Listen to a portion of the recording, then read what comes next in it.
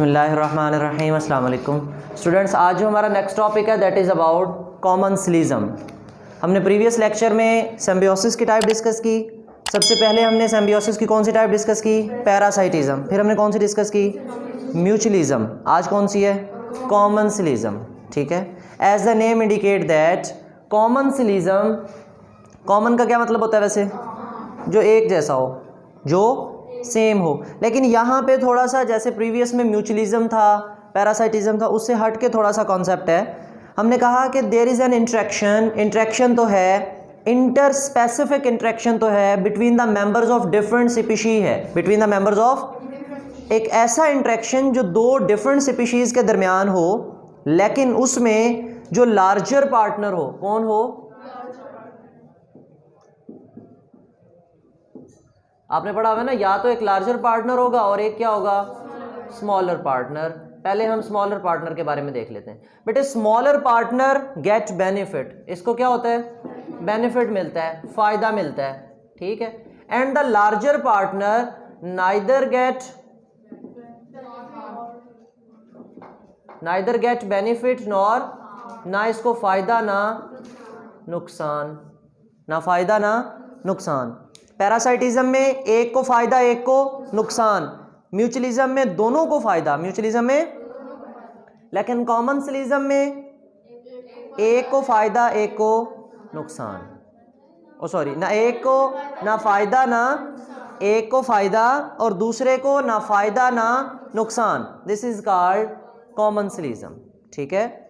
It is a relationship in which smaller partner get benefit and larger partner neither get benefit, या neither benefited nor harmed, ना उसको नुकसान हुआ ना फायदा हुआ। फॉर एग्जाम्पल, वैसे ही हम प्लांट्स में भी कॉमन्सलिज्म पाई जाती है और एनिमल्स में भी पाई जाती है। एनिमल्स में फिश की एग्जाम्पल है,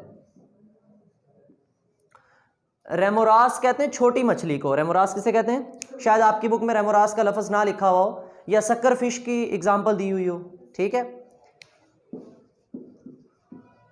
ये एक छोटी मछली होती है that attach on the larger fish, बड़ी मछली के ऊपर अटैच हो जाती है। शार्क के ऊपर अटैच हो सकती है, वेल के ऊपर अटैच हो सकती है। कौन? Sucker fish with the help of its sucker. ऐसा समझो हुक टाइप स्ट्रक्चर होता है जिसके जरिए ये बड़ी मछली के ऊपर क्या हो जाती है? अटैच हो जाती है, बड़ी मछली के ऊपर अटैच हो जाती है। बात समझ आइए बेटे। सक्कर फिश जब अटैच हो जाएगी बड़ी मछली के ऊपर, अब बड़ी मछली ज़्यादा सफ़र करती है छोटी, बड़ी मछली। फूड ज़्यादा किसको चाहिए? बड़ी मछली को, छोटी मछली को? बड़ी को चाहिए। नंबर 1, झूले ले रही है छोटी मछली मज़े से, इजी ट्रांसपोर्ट मिल रही है उसको, लॉन्ग डिस्टेंस पे एक जगह से दूसरी जगह जाने के लिए ट्रांसपोर्ट मिल गई। दूसरा, जब बड़ी मछली कोई शिकार करती है, तो कोई जानवर का किसी भी चीज़ का शिकार करती है और वो अपना खाना खा रही होती है, तो उसके मुंह से जो स्क्रैप्स गिरते हैं, जो क्या गिरते हैं? जो छोटे छोटे कचरा गिरता है, तो छोटी मछली आराम से उतरती है और उसके फूड के नीचे मुंह खोल के बैठ जाती है और स्क्रैप्स देख रही होती है कि अभी कोई चीज़ आएगी, अभी कोई चीज़ आएगी। मतलब जो रिमेनिंग्स होती हैं, जो उसकी फूड के जो स्क्रैप्स होते हैं, वो किसको मिल जाते हैं खाने को? सक्कर फिश को, छोटी मछली को। क्या अब बड़ी मछली को, छोटी मछली को इतनी दूर लेके आने का फ़ायदा हुआ या नुकसान? ना फ़ायदा हुआ ना नुकसान, ना उसका जोर लगा ना उसकी फूड उसने खा ली सारी, क्योंकि स्क्रैप्स तो वो थे ना जो उसने वैसे ही ज़ाय कर देने थे।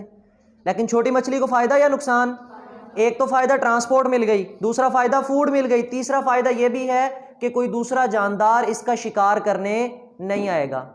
अगर वो लड़ेगा तो उसको पहले किससे लड़ना पड़ेगा? शार्क से या वेल से लड़ना पड़ेगा, और ये महफूज रहेगी। ठीक है। इसको प्रोटेक्शन भी मिल गई, मतलब शेल्टर भी मिल गई एक किस्म की, ट्रांसपोर्टेशन झूले भी मिल गए और फूड भी मिल गई, और बड़ी मछली को ना फ़ायदा ना नुकसान। सिमिलरली प्लांट्स की एग्जाम्पल है बेटे एपीफाइट्स। फाइट्स कहते हैं प्लांट्स को, एपी मीन आउटर। ऐसे पौधे जो बड़े पौधे के बाहर रहते हैं, ऐसे पौधे जो बड़े पौधे के बाहर रहते हैं, उन्हें हम क्या नाम देते हैं? एपीफाइट्स। क्या नाम देते हैं? एपीफाइट्स। ठीक है। अब बेटे ये जो एपीफाइट्स होते हैं, ये स्मॉल प्लांट्स हैं। ये क्या हैं? स्मॉल प्लांट्स हैं। They grow on the larger plants. किसके ऊपर ग्रो करते हैं? बड़े पौधों के ऊपर ग्रो करते हैं। लेकिन सिर्फ बड़े पौधों के ऊपर ये क्या लेते हैं? उनसे स्पेस लेते हैं। क्या लेते हैं? स्पेस। और ये पौधे जो एपीफाइट्स हैं ना, ये बहुत बड़े बड़े पौधे नहीं होते, ये छोटी छोटी जड़ी बूटियां होती हैं जो कहाँ पर ग्रो करती हैं? On larger plants. अब लार्जर प्लांट्स पे कैसे? उस लार्जर प्लांट के ऊपर कहीं से कोई बीज आके गिर जाता है इन प्लांट्स का, वो वहीं पे जर्मिनेट कर जाता है, क्योंकि उसको मॉइस्ट एनवायरनमेंट मिलता है, मॉइस्चर मिलता है, नमी मिलती है, वो वहीं पे ग्रो कर जाता है। थोड़ी सी उसकी रूट्स निकलती हैं उसी की शाख के ऊपर या मेन स्टेम के ऊपर कहीं पे, जहाँ पे थोड़ी सी स्पेस मिल जाए इस प्लांट को, और वो ग्रो कर जाता है। और ऐसा नहीं है कि ये जो छोटा पौधा है ये अपनी सारी की सारी फूड बड़े पौधे से लेता हो, ऐसा, क्योंकि आपने पैरासिटिक प्लांट्स में देखा था कि अगर बड़े प्लांट पे वो प्लांट ग्रो किया था तो उसने अपनी रूट्स उसके जाइलम तक पेनिट्रेट की थी, लेकिन ये अपनी रूट्स उसमें जाइलम तक penetrate, they just grow on them, ये सिर्फ उनके ऊपर ग्रो करते हैं जस्ट फॉर द स्पेस। इनको क्या चाहिए? स्पेस चाहिए। जब इनको स्पेस मिल जाएगी ये अपनी फोटोसिंथेसिस खुद करते हैं। एपिफाइट्स अपनी फोटोसिंथेसिस, अपनी खुराक खुद बनाते हैं, अपनी खुराक एटमॉस्फेयर से ऑक्सीजन वगैरह लेके, नमी वगैरह लेके ये खुद रहते हैं। लेकिन पौधे से सिर्फ ये क्या ले रहे हैं? अब क्या उसको शाख देने से कोई मसला है बड़े पौधे को? या तो ये बड़े पौधे की फूड सक करते, या तो उसका पानी चूस लेते, या उसके ऊपर छांव कर देते, उसकी लाइट ले लेते, तो फिर तो बड़े पौधे को प्रॉब्लम होता। अब जो लार्जर प्लांट है ना उसको फ़ायदा हो रहा है ना नुकसान, लेकिन छोटे पौधे को क्या हो रहा है? क्या फ़ायदा हो रहा है इसको? क्योंकि इसको क्या मिली हुई है? स्पेस मिली हुई है बड़े प्लांट के ऊपर रहने के लिए। ठीक है, तो this is the example of commensalism. Reading कर लेते हैं इसकी।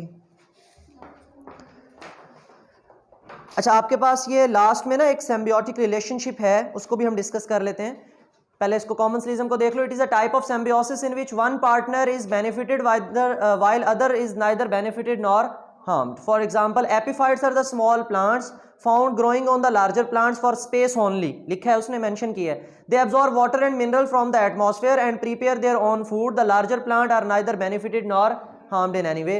Similarly, suckerfish attach to the surface of the shark by its sucker. In this way, the shark provide easy transport to the suckerfish to the new feeding grounds. Feeding grounds mean खाने वाले जगहों पर, जहाँ food होगी बड़ी मछली वहाँ जाएगी ना, तो छोटी मछली भी उतर के वहाँ पे फूड तलाश कर लेगी अपनी, या उसी के स्क्रैप्स ले लेगी। लास्ट में आपके पास ये एग्जांपल है, आप इसको एक दफ़ा पढ़ लीजिएगा, मैं समझा देता हूँ आपको। बेटे एक होता है हमारे पास हनी गाइड बर्ड। क्या है?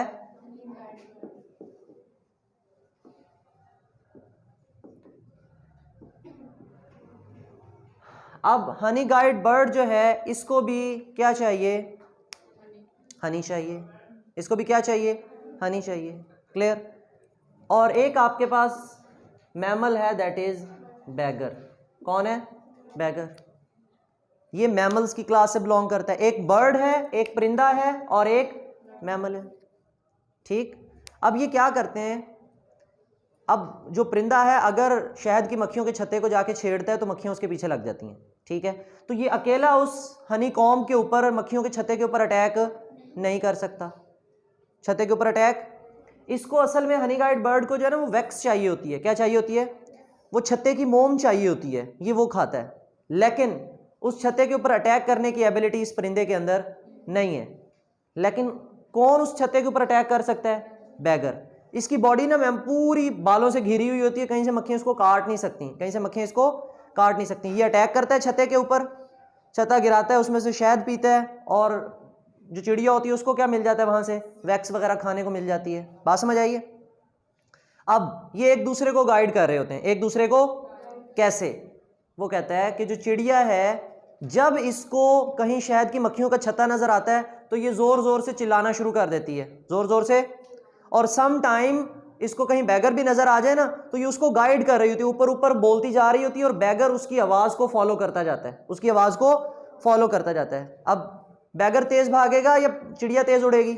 चिड़िया तेज़। वो कहता है सम टाइम परिंदा आगे निकल जाता है, हनी गाइड बर्ड आगे चला गया, ठीक है, और वो बैठा, उसको बैगर का इंतज़ार करना पड़ता है कई घंटे कि अब भी बैगर आएगा, अब भी आएगा। और आखिरकार जब वो आ जाता है तो वो उस छत्ते पे अटैक करता है, वहाँ से वो वैक्स लेता है, और बर्ड वैक्स लेता है, और वो क्या लेता है? उसमें से हनी, शहद लेता है। अब बताओ दोनों को फ़ायदा हुआ या नुकसान? वो कहता है what type of symbiosis it is? Mutualism. दोनों को फ़ायदा हो रहा है ना, किसी को अगर पैरासाइटिज्म होती तो एक को फ़ायदा होता है, एक को। वो कहते हैं सिर्फ इनका रिलेशनशिप बताना है हमने, बर्ड का और बैगर का आपस में क्या रिलेशनशिप बना? म्यूचुअलिज्म। क्या रिलेशनशिप बना? म्यूचुअलिज्म। बेटे होल टॉपिक में कोई क्वेश्चन हो तो आप कमेंट सेक्शन में पूछ सकते हो। थैंक यू, अल्लाह हाफिज़।